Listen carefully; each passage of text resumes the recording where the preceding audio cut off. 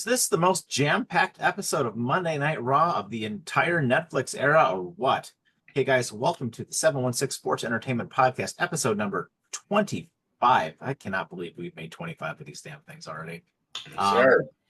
That being said, welcome to the podcast. I'm Mike with the 716 Sports Entertainment, joined by Mr. T. Reese, and we're going to break down one of the most jam-packed episodes of Raw of the year.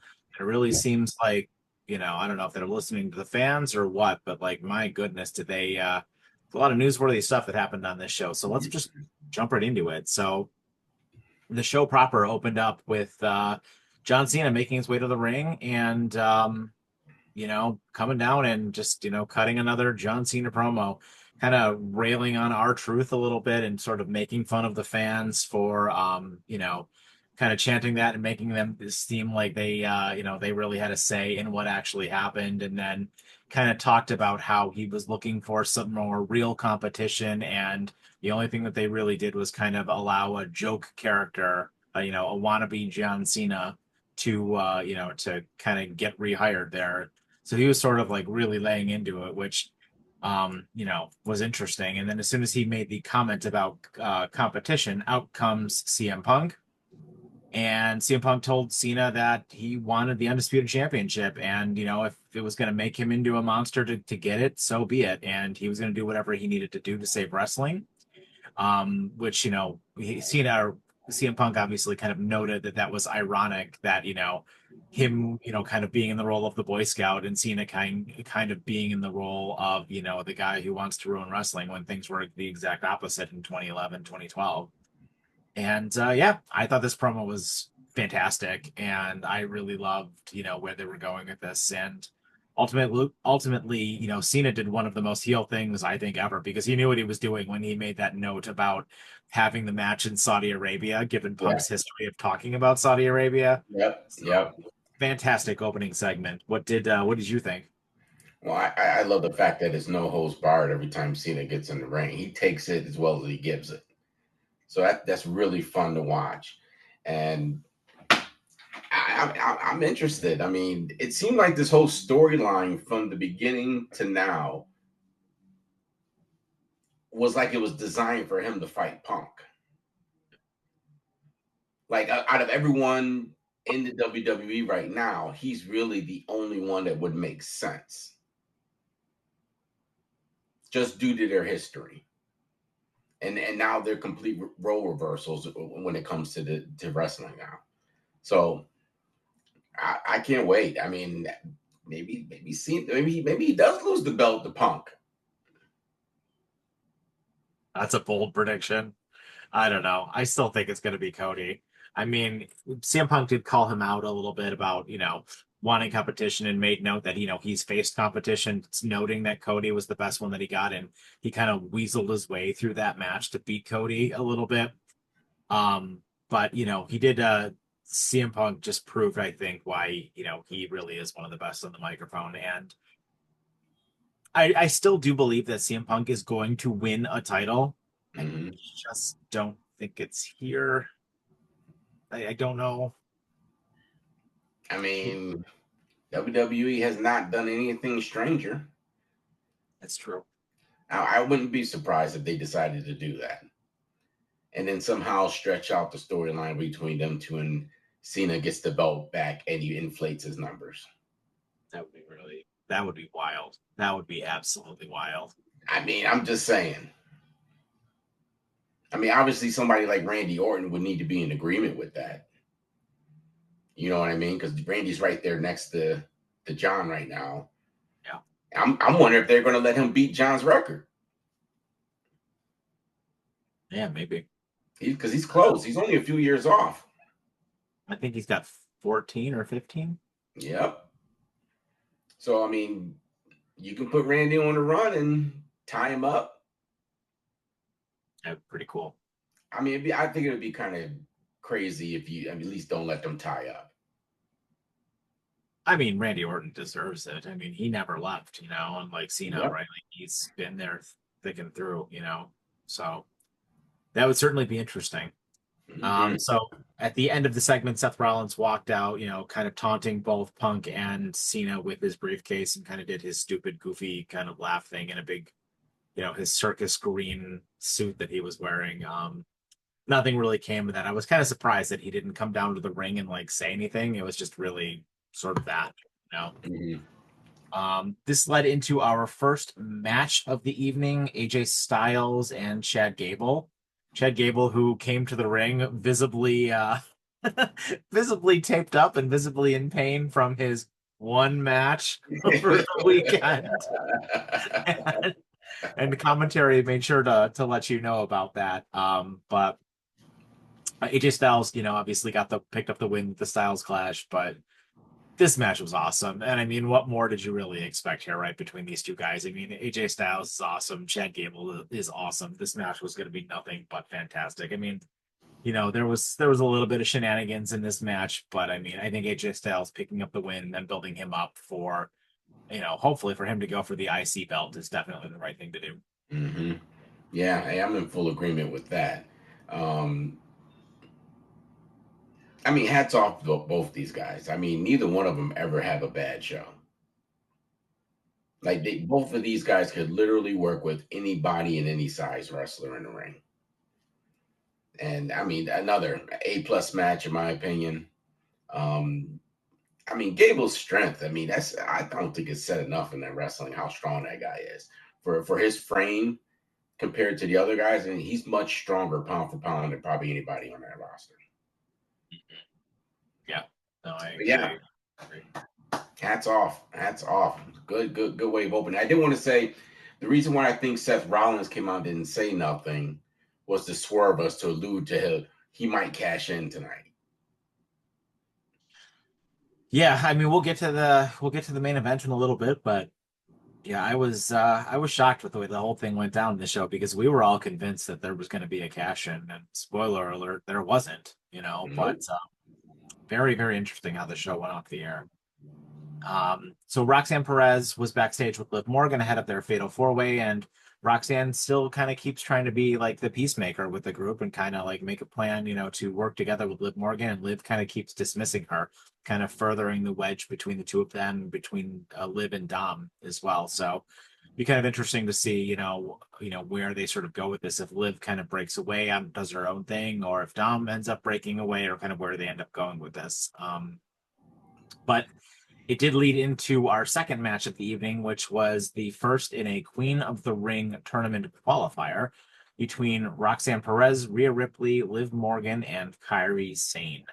Um, what did you think of the match? And what do you think of Roxanne being the one to pick up the win here? Well, first of all, let's just say, good job WWE in protecting Roxanne this weekend. I don't know if anybody heard, there were some threats made against her prior to the pay-per-view. Um, they did offer her to, not go, but she said she didn't want to disappoint the fans. So apparently WWE put like double security. You couldn't go near her. You couldn't, certain things you couldn't have on you when you walk up to her. So good on WWE to look out for her. I got no complaints. I have zero complaints because it seems like right now they're trying to rock star up both the women now, Julia and Vicor. They're pumping them straight up. I wouldn't be surprised if she's in this next Yeah. because it seems like they really want to put a title on one of them. Yeah, I mean, Roxanne Perez, she's having a hell of a year. I mean, Iron Woman in the Royal Rumble, in the Elimination Chamber, and now already in the semifinals for the Queen of the Ring thing. I mean, I'm not sure she's going to win the Queen of the Ring tournament, but I mean, I am so impressed with Roxanne Perez. I think she's fantastic. And on top of that, I mean, I kind of knew that Liv probably wasn't going to win, and I was definitely surprised with what happened Mhm. with Liv later in the show, but it kind of made sense. But I mean, it really felt like you've got a Rhea Ripley here, like perfectly ready to, like this is the spot that you put Rhea Ripley in, right? Yep. Like she always wins these kind of matches, and I was really sort of stunned to see her not win. And I also really, I gotta tell you, I want to give a special shout out to Kyrie. She's Oh, been awesome lately. Like yes. this has been like her fifth match, and she almost won. Like, I Hmm. mean, she kind of got pushed out of the ring at the end there before Roxanne got that really awesome roll up over her to win. But Kyrie has been one of the bright spots of the women's division lately, and I really hope that they push her into. I mean, she's not world champion material, but I really hope that they push her into like a mid card situation title of some kind, or with the Asuka coming back, put the tag belts on them or something. Well, I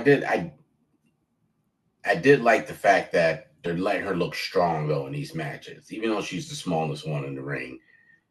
They're making her still look strong. So I am interested. Are they going to put her on some sort of run or some sort of belt coming up? And obviously Asuka coming back, which was announced this week. Maybe they do team them up again, because I do like the previous version of Kyrie. I mean, the pirate thing, it's okay. I mean, it's a little cheesy to me, but I prefer the crazy, insane one that she was coming to the ring with. And I mean, she could still be a face, but still be that character. You know what I mean? But yeah, but I mean, Perez again. I mean, obviously, you said Ripley wasn't going to get it. We knew Morgan. Neither one of them were going to get it. I didn't think it'd be too much to take Ripley out of a storyline she can have with somebody else than just shoot her right back into a title spot. I think you could use her more, a little more smart. But Kyrie, I mean, I thought at first they were going to let her pull it off, like you said. Yeah, I mean, aces all around. I thought this match was awesome. I'm just so impressed with Roxanne and Kyrie as well. Great job all around by all four of these women, and it'll be really interesting to see where they go with this and who ends up being the one woman to to kind of make it to the finals of that, get that title opportunity. Next, we had Becky Lynch coming to the ring with her newly won Women's Intercontinental Championship. And, Lynch obviously definitely talked up the title like quite a bit, saying that the title has never meant more than it does now while it's on her shoulder. Which obviously, had her calling out Lyra to properly raise her arm and properly put the belt around her because she felt disrespected. And then, as Lyra made her entrance, surprise, Bayley returned, which probably should have happened on Saturday. Yeah. But Bayley did come back, and Bayley looked awesome. She looked like $1,000,000. She looked bigger. She looked like she has more muscle on her. I love Bayley. I've said this on this podcast numerous times. Bayley's always been one of my favorites, and I'm really glad that she returned and just kicked the crap out of Becky. And it's certainly going to be interesting to have all three of these women in a program for this title. I think it's going to really do wonders for this title. Yeah, absolutely. Because now they're doing what we've been asking, is making some sort of a world around that title. So now you got your start now. Now at some point you're going to probably see like Julia get involved in it. Maybe even Vakira may get involved in it before she gets any type of major title. So there's a lot of ways they can go with it now. But yeah, I mean, hats off. Hats off. After Becky ran off with the Bayley attack, a hooded figure grabbed the microphone, and this was kind of a little rushed, it seemed, but I mean, it was fine. Stood on the announce desk and was revealed to be R-Truth. Truth came out. He thanked the fans for their voices and bringing him back, but then kept on alluding to, the Truth setting him free and the Truth setting everyone free. And like right on the commentary desk while standing there, he cut off all of his braids and, made note that to the world that he's Ron Killings now. And, that the Truth will set him free. And it's going to be very, very interesting to see where they go with this. I read some reports that said he's doing that so when his time is up, it will be very easy for him to like go into other things with the Ron Killings name, so people will kind of like know who he is, and he'll be able to get bookings and things like that. So I mean, all the stuff I've been hearing about how he made this deal like work and how the fans like made this work for him. He's a savvy businessman, that Ron Killings. He really is. He did a great job here. Well, the Ron Killings also is because WWE trademarks your name, so for him to keep his real name and keep it in the Hall of Fame as his real name instead of R-Truth, that's why another reason why he did it. But I always thought it was time to cut the braids off a long time ago, but that's just me. Okay, because there wasn't too many left up there. I mean, excuse me, Ron. I Fine. mean, but yeah, I'm interested in what they're going to do with him now. Is he going to be a heel? I mean, kind of an anti-hero type guy. No more jokes and stuff like that. He's going to be himself. Obviously, I expect him to come back bald. I hope he doesn't leave his hair like that when he comes back. But this is definitely a nice little twist. And my understanding is that he wouldn't answer any of the phone calls over that 3-day period No. until Khan contacted him. Yeah. Khan Right. actually did the negotiations for his deal. Yeah. Yeah. I still think I still want him to be involved in Cena turning face. Mm-hmm. Like I think that I know I've said that this is poetic like numerous times, and I think I'm really going to stand on that. He needs to be involved in Cena's face turn somehow before the end of the year is up. I like it seems like the right thing to do with that character. So I really hope that it comes to be, but I guess we'll have to wait and see. But what if that's the angle? I mean, the angle could be our truth became his true self, and maybe saying, John Cena, this isn't you. You need to be your true self. Yeah. Yeah, I didn't even consider that. That's really interesting. They're I gonna have to wonder. have they're gonna have to have another interaction, right? Like they Oh have yeah, to. Yeah. yeah, yeah. They got to cross paths again. They're going to cross paths again. I wouldn't be surprised if he tries to get involved in every one of his matches. Yeah. That'd be cool. Yeah, that would be really cool. Next, we had the first round of the men's King of the Ring tournament between Sami Zayn, Braun Breaker, the dirty one, Dominic Mysterio, and your boy, Mr. Penta. And this was awesome. I mean, obviously, as it would have been, Braun Breaker came right out of the gate and was just spearing everybody left and right. And the match just it just kind of went like absolutely crazy, and all four of these guys got all of their big moves in. And towards the end of the match, LA Knight came out and kind of took out Braun Breaker, which allowed Sami Zayn to hit the haluva kick on Dom to pick up the win. um so Sami Zayn advances, and it looks like LA Knight is going to be feuding with Seth Rollins' group, which it's probably a good thing. It means he's Mm-hmm. probably coming over to Raw for a little while, which is good because it gets him doing other things. Because I think he's probably done with everybody on SmackDown for a little Yeah, while now. yeah. But very interesting. I mean, actually, I don't know. Penta might have been a good choice here, but I think Sami Zayn was probably the right choice for this. Looking at how the other brackets were lined out, it seems like we could be going in a couple of directions here, because if the King of the Ring ends up getting a title opportunity at SummerSlam, Sami Zayn versus our new world champion on Raw, or obviously Cody. Cody is in the other bracket on SmackDown, which is he seems very likely like he might be the one to win too. Mm-hmm. Um, but I mean, I love a match between Cody and Sammy. I think that would be a lot of fun. Well, I here's the big picture thing. As you said, Penta could have won this match, but once again, if you've noticed, they have not allowed him to just flat out lose anybody. He's been involved in all these 4-way and 3-way matches, tag matches. So they're not letting him look bad, and he still looks strong in every one of these matches. So that tells me they're lining up for a title. Yeah, yeah, I think so. They got And to put a belt on him soon. it probably will be around like probably at SummerSlam. He's so over. Yeah. Like, I mean, that like waltz that he does to the ring, where he Oh yeah. like kind of just sidewalks. That is so cool. Dude, I get such a kick out of that when he does Yeah, I that. told you. I told you he's my favorite wrestler. It's been my favorite wrestler for a while now. Um, I don't know, man. I mean, I think you can get a win either way between Sammy or uh, or Penta. I mean, Braun Breaker maybe just get some little more, get some gold over there with them, other than Seth Rollins once he gets the belt. But I mean, they made Braun look real. I mean, they made him look dominant in this one. This might be the most dominant I think they've allowed him to look in a match. In this type of match. He looks like such a killer. Yeah, yeah.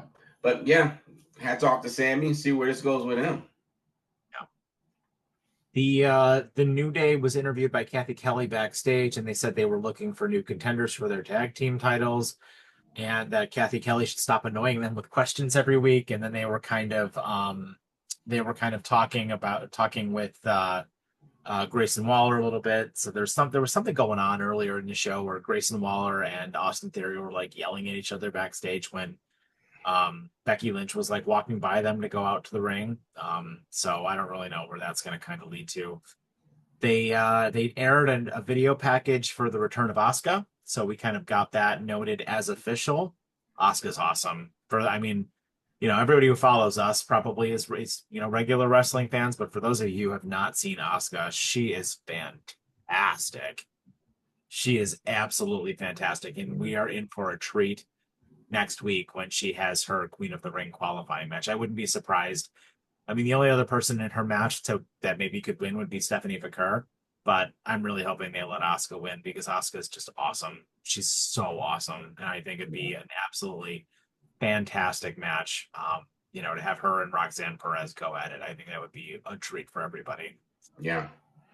I mean, in my opinion, I can't agree with you more about Asuka, but in my opinion, I mean, if you really wanted to, I mean, she arguably could be the greatest woman wrestler in WWE history, in my opinion, and probably a lot of other people's opinion.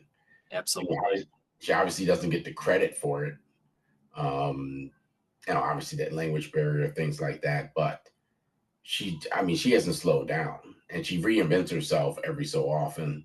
Unlike other wrestlers who will just keep riding the same gimmick all the way out, she constantly reinvents her character and her makeup and things like that to keep it interesting. I can't wait to see her. Yeah. I can't wait to see. It's been a while. I mean, it's been what, a year?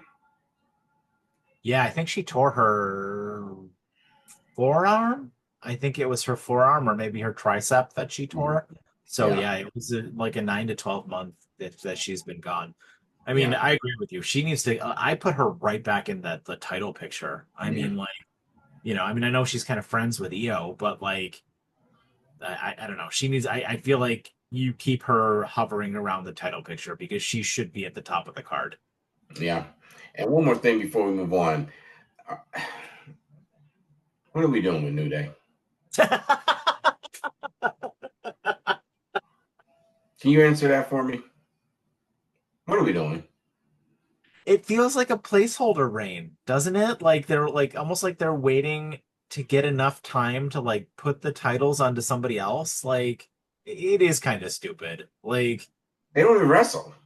no, they don't. And I don't know. I think was it maybe you or Sean said this a few weeks ago, but like they need to put those titles onto the Bronze, Breaker and Bronson. Like turn that into like an absolutely monster faction like they did with the Bloodline, right? Like once Seth wins the main belt, whenever Seth wins whatever belt he's going to win, you put the tag belts on those two guys and you have them carry it for a year and you just have to kill everybody all the time.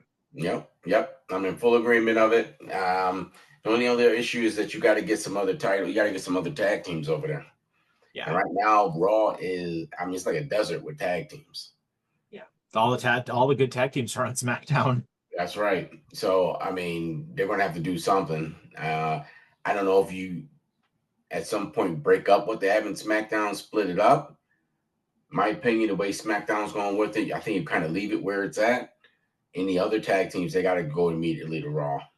Immediately. Yeah. Or matter of fact, I guess you could move one of the tag teams over there to kind of help that division out, but they got to bring some tag teams up from NXT. Yeah. And they've got so many of them on NXT. Like, I don't know. So next was the worst part of the show. the return of Nikki Bella. Oh God, what are we doing in 2025? Having Nikki Bella come back to the WWE, and she came back as the most generic baby face ever, talking about how like she sounded like prime Stephanie McMahon, basically going on about how like women are amazing and she invented women and like I was the first divas champion for a year and all this crap. And I gotta be honest with you, I wasn't expecting Liv to come out, but I was glad that Liv came out and just blasted her, Yeah. hit her with the Oblivion. And Mm. it's very clear that like they're gonna do this match at Evolution, and Hmm. it worries me because I think Nikki's probably going to win because it doesn't really hurt Liv to lose, but I really want Liv to destroy her.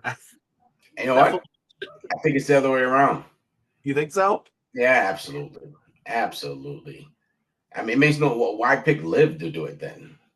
To give her a win. I You guess got plenty so. of other women you can choose. I guess so. I I don't mean, know. do you use your one of your hottest, women right now She's in a just, match to lose to her? dude, she's just so awful. She's so awful. Yeah, I mean, the arena was dead quiet when she came out, and I'm just sitting there like, what are we doing right now? And what I is she mean, going to tell us? By the way, that she hasn't told us last year, the year right. before, the year before. I mean, how many times are you going to say it? I mean, unless her sister comes back with her and they do a tag match with Liv and Raquel, Hmm. like I could be okay with that, I suppose. Like, because just so long as she doesn't beat Liv. Like, I think the worst thing that WWE could do is have her beat Liv Morgan, who is one of their biggest stars in the women's division, Yep, like clean as a whistle. And I have a feeling that's what they're going to do. yep, I So, agree. it's so bad. It's just so bad. She's so terrible. Um. Anyway, after getting past that negativity, Michael Cole announced that CM Punk and John Cena is official for the Night of Champions Saudi Arabia show on June the 28th, which is 18 days from today. And it was time for the main event. Gunther and Jey Uso for the World Heavyweight Championship. And Jay, I mean, obviously Gunther did pick up the win here. Spoiler alert. Um, and Jay obviously only ended up here with a relatively short title reign. You know, first tell me what you thought about the match, and then let's spend a few minutes talking about Jay's roughly 2 month title reign and where we go from here. Um, well, I'll say hats off to Jay. You did it. You reached the pinnacle. And you're probably going to stay up there for a while, even without a belt. He's still going to still be at the top. Um, I thought it was interesting. I didn't think they were going to let them finish off this match. I thought there was some sort of interference into this match, and they just let Gunther beat him flat out. And the weird thing was, they kept making Jay. I don't know if that was a good idea or not. It started getting cheesy after a while with him keep trying to put him in the sleeper hold over and over again. And I'm Mhm. like, okay, you guys are playing this out a little too long. But I mean, let's see where they go. I mean, I don't even know where you go with Jay after this. I mean, with his popularity, I mean, you're just gonna put him in storylines against other people to lose? So let's talk about Jay first, and then we'll talk about Gunther. So, well, actually, let's just finish up on the match first. So, obviously, the match ended. No cash in from Seth Rollins. Gunther, to your point, did just choke him out, and Jay just passed out. And that's how the show went off the air. Gunther went up the ramp and held up the belt, and the pyro went off, and that was it. I mean, and Jay really sold the fact that he's had a lot of matches lately, right? Like, he was selling the ribs and, he was just selling like that he was a workhorse. And the whole story that they've been telling that, Jay isn't dedicated to being a champion. He's dedicated to helping his buddies. Like, they really sold that story. But to talk about Jay for a second, I mean, he's involved in the Seth Rollins story, right? Like, so, he could go in a bunch of directions with Sammy and Punk. He could also get back together with Jimmy as well. And I mean, I think he's a much bigger star than his brother now. But I mean, I feel like there's a couple of places they can go with him. I don't know. What do you think? Hmm. Well, I mean, because now this, what do you do with this belt now? Because now you kind of taking that off the table with Seth Rollins, right? Well, I'll tell you what they're going to do with this belt in a minute, but let's just tell me. I'm very curious to where you think they're going to go with Jay, because I know exactly where they're going to go with this belt. I, I mean, the only other way is the Team J up back up with Roman to That'd help be fight. interesting. Yeah, I mean, obviously Jay is still be his own man. Um, Maybe you throw him back over there, or I don't know where you go with Jay. That's what I'm saying. I don't know what else you can do. I know his popularity is there, but I just don't know what interesting storylines you're going to be able to do after this short title run. He hasn't crossed enough paths to build a history to even you know even think about this title run right now. I mean, could he come back? Could he? I mean, maybe he takes some time off, which he probably deserves, right? But I mean, could he come back with Roman as well? You That's what I'm know, saying. Yeah. I doubt they're going to keep him off of TV that long, like until SummerSlam. I mean, that's SummerSlam is like 2 months away. They're not going to keep Jay off of TV for 7 weeks. He's so over. He's such a big merchandise seller, but I don't know. I mean, maybe he comes back with Roman. Maybe they just have him feuding with Seth Rollins group for a little while until the bigger picture thing comes over to be. But I will tell you this much: Gunther winning the title does one thing for me. It confirms that the Goldberg match is happening.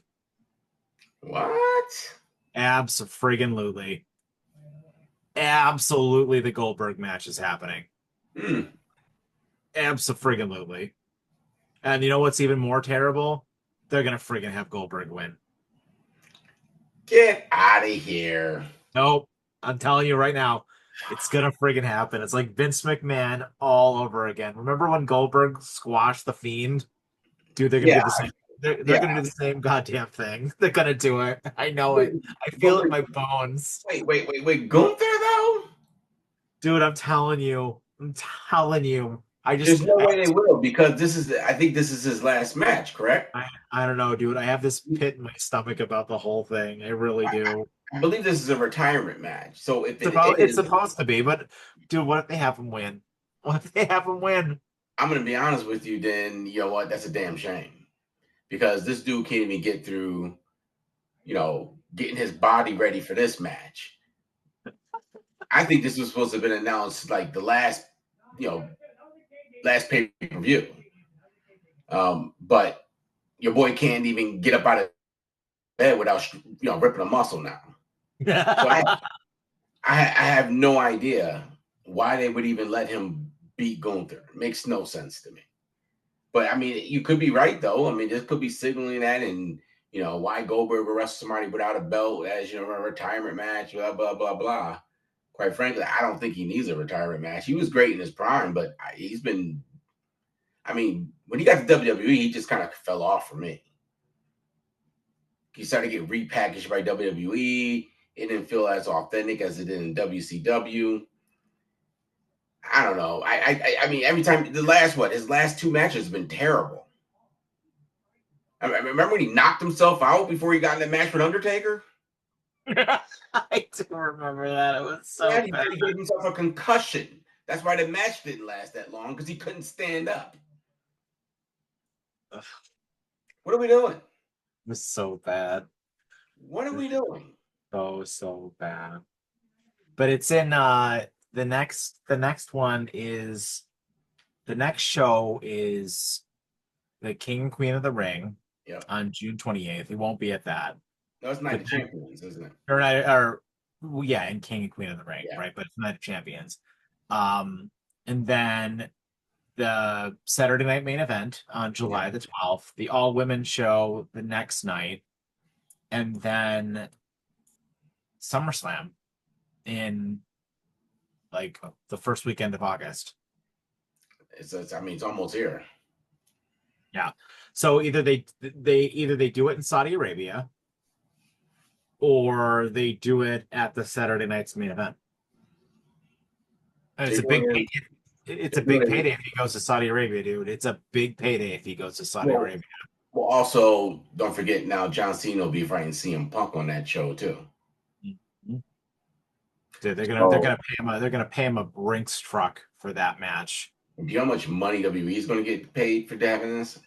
They got like $40 million for the last one that they did. They've been talking like there's going to be a WrestleMania there in a couple of years, dude. They're probably going to get like $200 million to have a WrestleMania there. That is crazy. And why not stack the card if you're getting paid like that? Well, that's how much they got for the last one. It was like $40 million that they got for the last show. So each one of these wrestlers is going to get a fortune. I mean, like they're going to probably pay CM Punk and John Cena like $500,000 for this one match.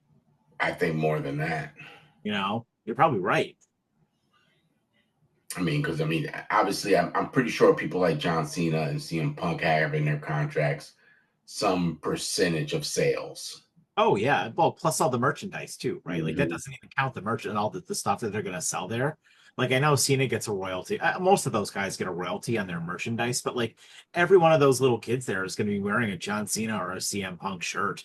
Yep. That they're going to charge $35 for at the venue. But yeah, I mean, I wanted to talk about CM Punk and his morals too a little bit, but like your morals only take you so far when somebody flashes $1 million check at you. Yep. I mean, Absolutely. that's like, what is that like? What are they paying him? Like 3 or 4 million bucks right now? It's like 25% of your salary for one day of work. Yep. Like, I mean, all right. I'll take it. Yeah, I mean, my morals are only going to take me so far too. If somebody were to flash that much money at me, you want me to go where and do what? Sure, okay. Yeah, and I'm pretty sure that John Cena's making more than Oh yeah, you know what CM Punk's making with this right now. Because what Roman Reigns gets 20 million a year. I know Roman Reigns is the highest paid. I want to say it's between 15 and 20. I think I heard 20 the last time I heard it. So Somebody you got said something about they were trying to restructure his deal, but yeah, still, yeah, I yeah. mean, that's crazy. I mean, It was a rumor, but he's again, another dumb move by TKO if that's the case. And what a way for CM Punk to allude to TKO in that. right. I did love how he's just not backing down on calling out TKO and calling out The Rock. I think it's great. I am really glad that there is an on-screen character that is not afraid to call out The Rock. Oh yeah, yep, I agree. And still, the rumor's still floating out there on the internet that he's coming back for something. And I can't understand how much power he has on this board that he was invited to. I don't get it. I don't get it. He was invited to the board. How does he have this much control over, have any say over the WWE? It's beyond me. Dude, he's wow. It's just this fraud, bald fraud. I Well, just it's not like to me he's just doing it because of Triple H, because him and Triple H don't like each other. No, they don't.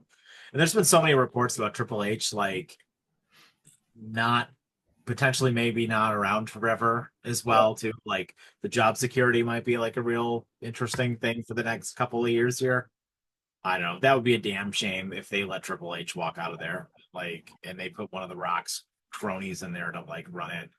Like, I mean, WWE at points is already becoming a bit unwatchable at times, and like, you want to really make it unwatchable, you put Dwayne in charge of everything. Oh God, be just Yeah, a friggin' nightmare.